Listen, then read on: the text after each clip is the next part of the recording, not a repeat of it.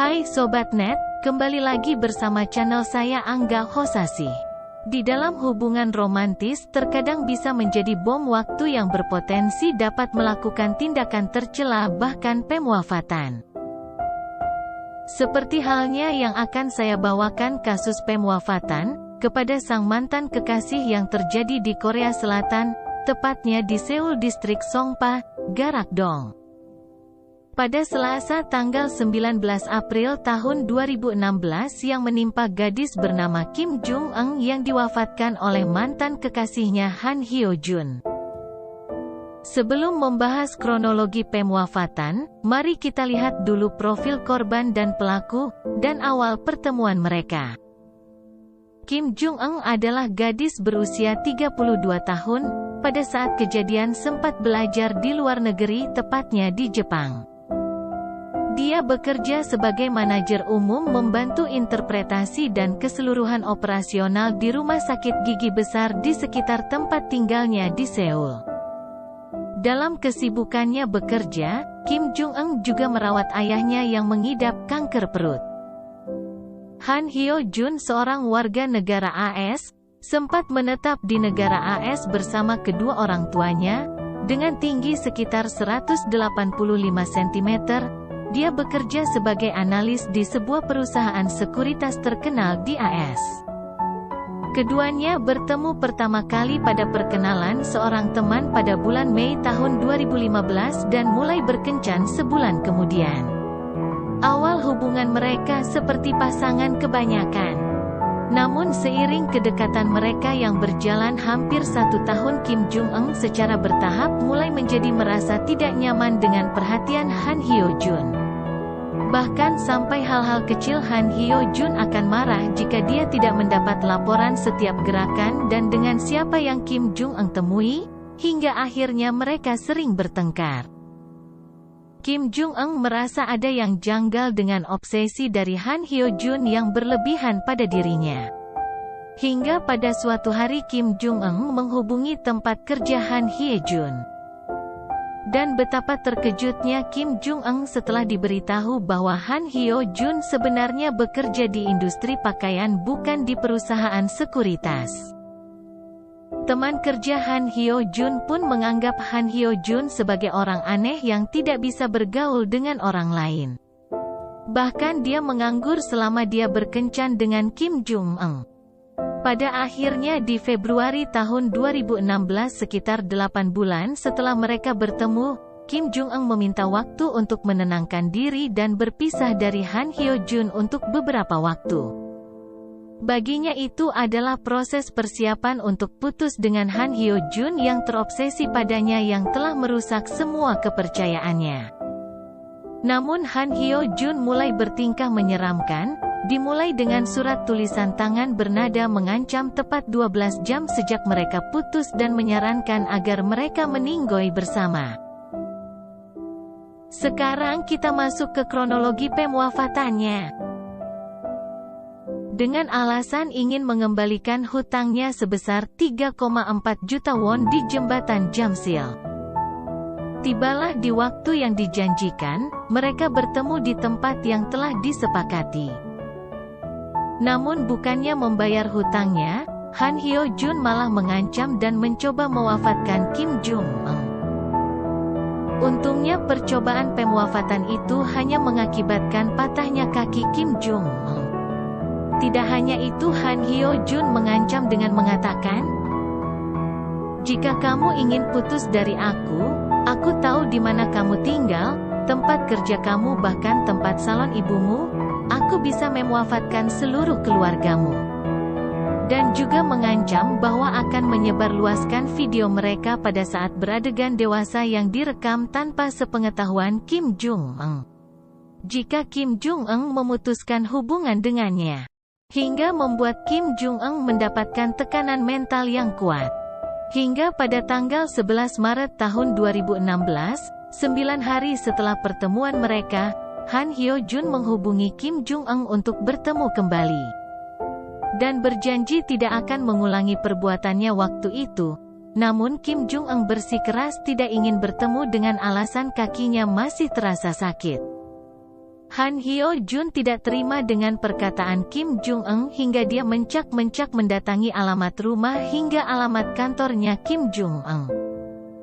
Hingga pada malam hari tanggal 12 Maret tahun 2016, Han Hyo Jun berkata di telepon, "Apakah aku harus meninggoy agar kamu percaya padaku? Kalau begitu bagaimana jika aku meninggoy di depan rumahmu?" Pada panggilan telepon pagi hari tanggal 18 Maret tahun 2016 dia dengan sinis mengatakan, "Bukankah menakjubkan memiliki seseorang yang mau meninggoy untukmu?" Lalu Han Hyo Jun mengatakan, "Aku pikir kamu sudah meninggoy sekarang dan aku juga ingin meninggoy." Namun sayangnya dengan hati mulianya Kim Jung Eun masih mengkhawatirkan Han Hyo Jun yang selama ini mengancam dan menyudutkannya bisa melukai dirinya sendiri. Pada tanggal 19 Maret tahun 2016 Kim Jung Eun bertemu dengan teman sekolah menengahnya dan berkata, "Aku takut dilecehkan, tapi aku juga takut Han Hyo Jun benar-benar akan melakukan sesuatu yang buruk pada dirinya sendiri." Hatinya yang mulia mengharapkan seperti itu, bahkan jika mereka putus dia tidak akan menyerah pada kehidupan. Sejak awal Han Hyo Jun tidak peduli apakah Kim Jung Eun bahagia atau tidak selama mereka berpacaran, dia bersikeras untuk bertemu hingga membuntuti setiap pergerakannya yang meresahkan. Hingga membuat Kim Jung Eun kehilangan berat badan dan menyebabkan fobia sosial pada dirinya. Hingga pada akhirnya ayah Kim Jung Eun mengetahui perbuatan Han Hyo Jun kepada putrinya. Dan pada saat itu juga pihak keluarga melaporkan Han Hyo Jun ke polisi karena tindakannya yang menjurus ke kriminal, seperti mengintai dan mengancam melalui pesan teks dan telepon. Tetapi mereka tidak menerima perlindungan khusus apapun dari kepolisian setempat dan akhirnya Han Hyo Jun hanya didenda 80.000 won hingga ia pun mengamuk sejadi-jadinya. Karena mereka tidak mendapatkan perlindungan khusus, akhirnya orang tua Kim Jung Eun harus melindungi putrinya dalam segala hal, seperti menjaganya saat pergi dan pulang dari tempat kerja putrinya. Dan keluarganya hanya bisa berharap Han Hyo Jun akan bosan dan berhenti membuntuti putri mereka karena tidak ada cara lain untuk menghentikannya. Untuk menyelesaikan situasi secara damai, ayah Kim Jung Eun pun bertemu dengan Han Hyo Jun dan memintanya untuk berhenti menguntit putrinya. Bahkan menawarkan untuk membelikannya minuman jika dia mengalami kesulitan hingga akhirnya dia setuju dan berpaling. Semenjak itu ayahnya Kim Jung Eun sudah tidak mendengar kabar dari Han Hyo Jun untuk sementara waktu. Akan tetapi Kim Jung Eun yang berpikir situasinya sudah agak membaik pada Selasa tanggal 19 April tahun 2016, Kim Jung Eun di apartemennya di Garak-dong, Songpa-gu, Seoul. Yang hampir sekitar sebulan sejak dia terakhir kali melihat mantan pacarnya Han Hyo Jun yang telah berhenti menguntit dirinya. Di hari itu ayahnya yang telah mengabaikan kesehatannya dan sedang berjuang melawan kanker perut merasa bosan. Karena selama ini berada di dalam apartemen seharian, ia pun pergi sebentar ke mata air terdekat untuk berjalan-jalan. Sesaat setelah Kim Jung Eun ditinggalkan sendirian di rumah pada saat itu bel pintu berbunyi dan dia terkejut karena mantan pacarnya Han Hyo Jun yang mengawasinya selama ini ada di depannya. "Bagaimana dia tahu saya sedang di rumah sendirian hari itu?" pikir Kim Jung Eun. Tanpa pikir panjang Kim Jung Eun yang saat itu terekam di CCTV berteriak dan berlari keluar apartemen dan masuk ke tempat parkir yang diikuti Han Hyo Jun yang memegang pisau dan mengejarnya. Dalam upaya untuk melarikan diri, Kim Jung Eun berlari bertelanjang kaki berjalan ke tempat parkir luar ruangan apartemen hingga akhirnya terjatuh. Han Hyo Jun yang sudah lama menantikan momen ini pun mendekatinya dan menikam di leher, jantung dan tulang rusuk sebanyak 6 kali. Penjaga keamanan apartemen dan penduduk sekitar yang berusaha melindungi Kim Jung Eun namun Han Hyo Jun mengancam jika ada yang mendekat dengan mengayunkan pisaunya. dan mengatakan dia akan melukai jika mendekat dan kemudian melarikan diri dari TKP dengan sepeda motornya. Kim Jong-un pun dilarikan ke rumah sakit terdekat oleh warga. Namun sudah terlambat, Kim Jong-un dinyatakan telah meninggal dunia di TKP karena luka yang dalam dan pendarahan yang hebat. Rekaman CCTV di pintu masuk apartemen saat itu memperlihatkan perjuangan Kim Jong-un yang betapa gigihnya melawan Han Hyo-jun yang sedang mengincarnya dengan senjata yang digunakan Han Hyo-jun. Adapun senjata itu berupa 2 pisau tajam, pita tali nilon dan asam sulfat yang ditemukan di dalam tas yang dibawa Han Hyo-jun pagi itu.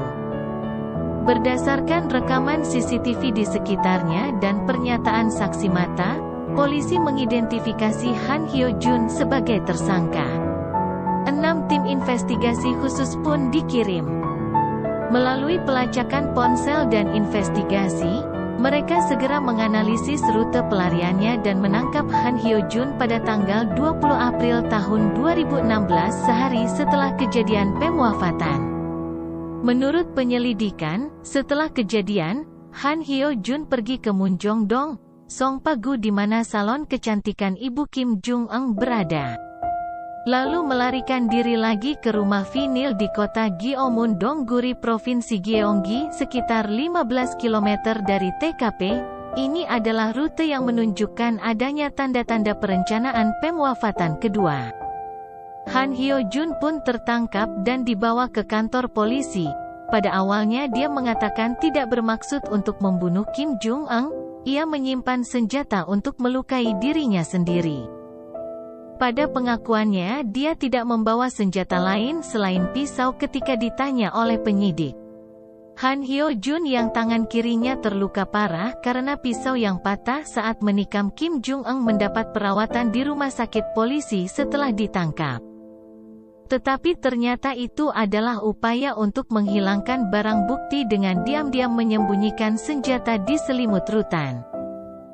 Han Hyo-jun yang ditahan di pusat penahanan menunjukkan senjata tersebut kepada tahanan lain dan membual tentang kejahatan tersebut hingga seorang tahanan memberitahu polisi. Kemudian polisi pun menemukan pisau sepanjang 23 cm sebagai barang bukti yang disembunyikan di dalam selimut rutan.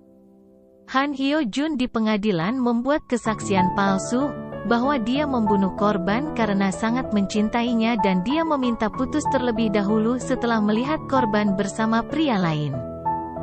Namun korban tidak ingin putus dan tetap melanjutkan hubungan tersebut. Dan ia pun membuat pernyataan yang tidak masuk akal, bahwa korban adalah orang pertama yang menggunakan senjata.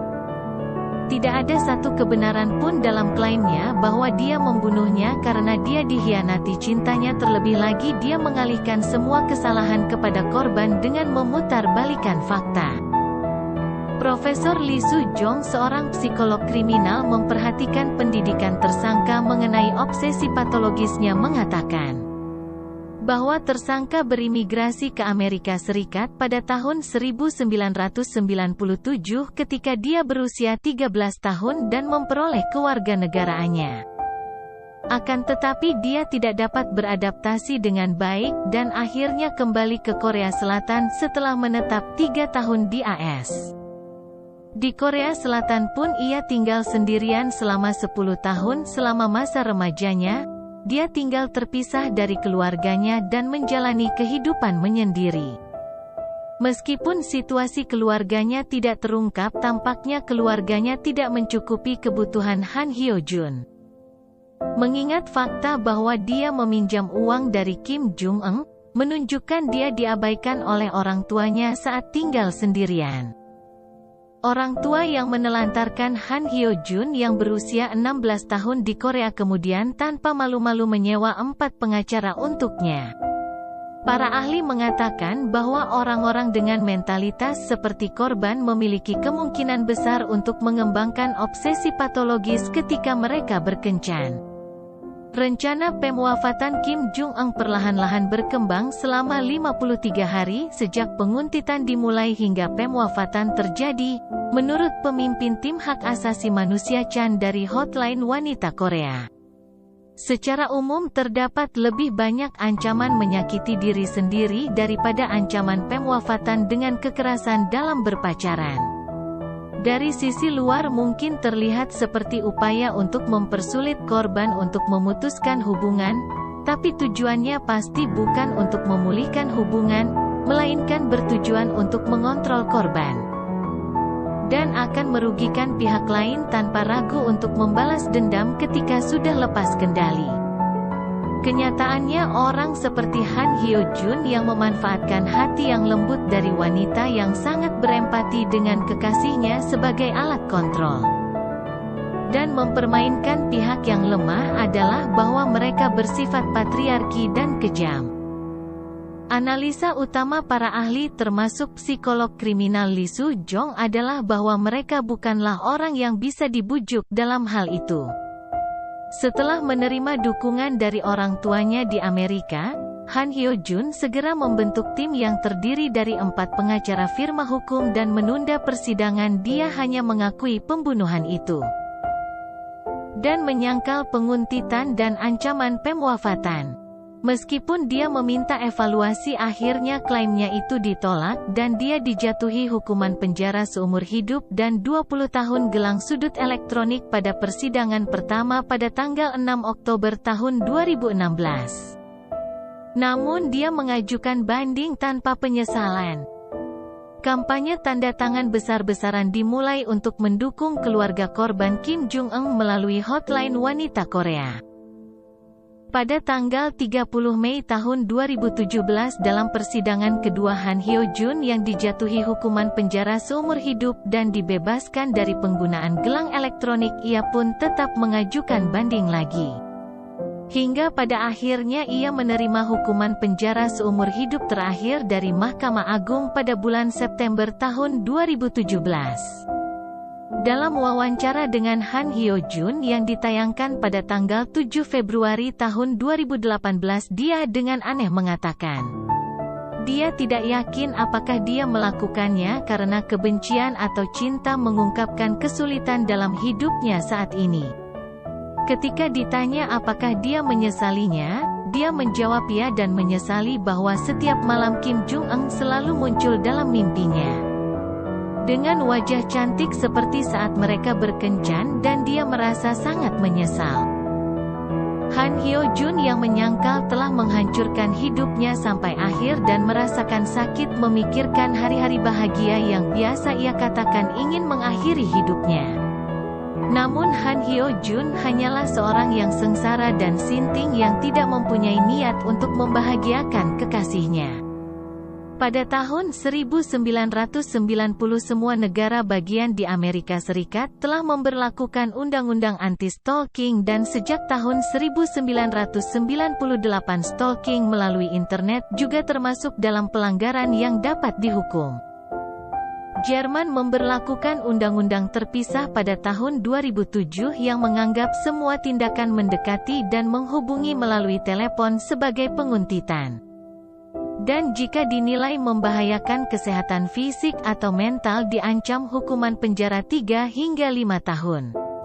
Namun Korea Selatan baru mulai mengambil tindakan dan mengesahkan undang-undang anti penguntitan pada tahun 2022, 6 tahun setelah pemwafatan Kim Jong-un. Dan 22 tahun setelah rancangan undang-undang pertama diusulkan pada tahun 2000. Berkat kisah yang dipublikasikan tentang seorang wanita yang disiksa dan di-stalking selama 10 tahun penuh dan akhirnya diwafatkan muncul pada Mei tahun 2020. Namun polisi masih cenderung enggan untuk campur tangan dalam menguntit antar pasangan dan mengabaikannya sebagai pertengkaran kekasih. Demikianlah cerita nyata dari Korea Selatan tentang hubungan yang toksik dapat menghilangkan nyawa seseorang. Sekian dan terima kasih telah menonton channel ini sampai habis.